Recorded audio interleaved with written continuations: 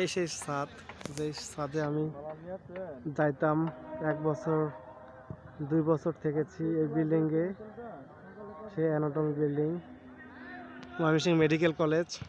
এটা physiology building ছিল বা হল ছিল। আর এই মাঠে খেলছি, সাইকেল চালিয়েছি। পিছনে ময়মনসিংহ রেলওয়ে স্টেশন, কত স্মৃতি। এই যে সেই পুকুর, আর এই যে আমাদের অ্যানাটমি বিল্ডিং। এখন মনে হয় এটা পরিত্যক্ত। এই ছাদে উঠতাম, এখানে আর অনেক বাতাস খেয়েছি, আড্ডা দিয়েছি, কত রাত এখানে পার করিয়েছি, স্মৃতি।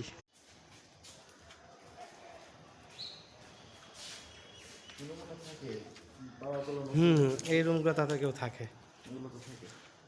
কিন্তু এগুলো তো সব পরিত্যক্ত হয়ে গেছে।